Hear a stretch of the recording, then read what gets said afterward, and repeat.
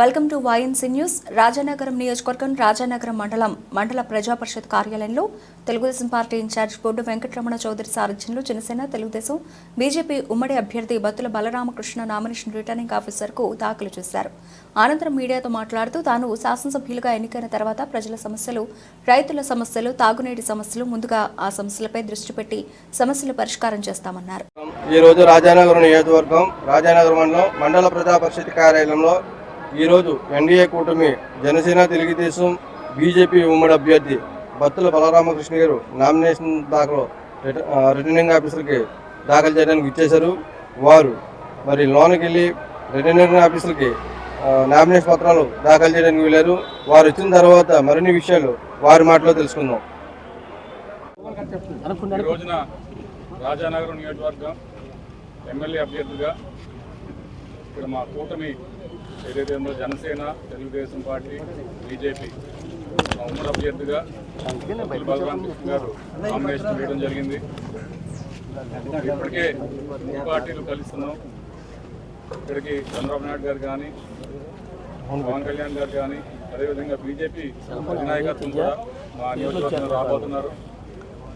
ఇక్కడ రానున్న రోజుల్లో ఈ దాదాపు మే 13 వరకు మేమంతా సమిష్టిగా కృషి చేసి తెలుగుదేశం, జనసేన, బీజేపీ పార్టీ కార్యకర్తలు, నాయకులు అందరూ కూడా బత్తుల బలరామకృష్ణ గారి విజయం కోసం, అలాగే మాకు ఇక్కడ ఎంపీ అభ్యర్థిగా ఉన్నటువంటి పురంధరేశ్వర్ గారి విజయం కోసం మేమంతా శ్రమిస్తున్నాం. తప్పకుండా బలరామకృష్ణ గారు ఇక్కడ ఎమ్మెల్యేగా గెలుస్తారని చెప్పి కూడా నమ్మకంతో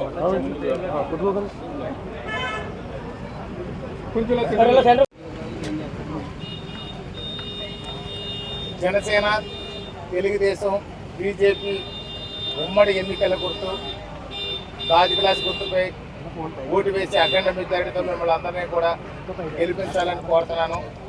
మీరు గెలిపించిన తర్వాత రాజానగరం నియోజకవర్గంలో రైతును రాజును చేసే విధంగా ప్రణాళికలు సిద్ధం చేశాం. అదేవిధంగా 2 పంటలకు పూర్తి స్థాయిలో రైతులకు సాగునీరు అందజేస్తాం. రాజానగరం నియోజకవర్గంలో సుమారు 18 కిలోమీటర్లు గోదావరి పక్కన ఉన్నప్పటికీ కూడా నీరు లేక గొంతెట్టిపోతున్నటువంటి విషయాలు చాలా ఉన్నాయి. దానికోసం గతంలో మేము ధర్నా కూడా చేశాము. ఈరోజు అది ఎఫ్ఐఆర్లో కూడా మాకు తెలిసింది. దీంట్లో నామినేషన్ పత్రంలో కూడా ఎఫిడవిట్లో కూడా అది మెన్షన్ చేయడం జరిగింది. కానీ మా మీద ఎఫ్ఐఆర్ అయింది, కేసు అయింది, కానీ ఇప్పటికీ కూడా తాగునీరు ఇవ్వలేదు. ఖచ్చితంగా ప్రతి గ్రామంలో ప్రతి ఇంటికి కూడా గోదావరి జలాలతో తాగునీరు అందజేస్తామని చెప్పి తెలియజేస్తున్నాను. మహిళలకు కూడా ఈ యొక్క రక్షణ, ఉపాధి అనేది కుటీర పరిశ్రమల ద్వారా మంచి ఉపాధిని కూడా ఏర్పాటు చేస్తాం. పథకాలన్నీ ఉన్నవి కొనసాగిస్తేనే ఇంకా మెరుగైన విధానంతో పథకాలు అనేది సక్రమంగా మేము అందజేస్తాం. ఈ యొక్క రాజానగరం నియోజకవర్గంలో ఉద్యోగ ఉపాధి అవకాశాలు కల్పించి యువతని ఒక మంచి బంగారు భవిష్యత్తుకి ఒక మార్గాన్ని చూపిస్తాము. ఆ నియోజకవర్గ నేతలు ఎవరైతే సమస్యగా ఉంది, ఇప్పుడు కూడా ఎక్కడ చూసిన తాగునీరు అనేది లేక చాలా ఇబ్బందులు పడుతున్నారు. అదేవిధంగా ఉద్యోగ ఉపాధి అనేది లేక చాలామంది యువత అంతా కూడా ఖాళీగా ఉండకపోయారు. అలాగే ముందు ఇక్కడ రాగానే ఖచ్చితంగా మాత్రం రైతు అంశంగా పెట్టుకున్నాం. అలాగే ఇక్కడ సాగునీరు కాలువలు ఏదైతే ఉన్నాయో అలాగే బురద కాలువలు కూడా ఉంటున్నాయి.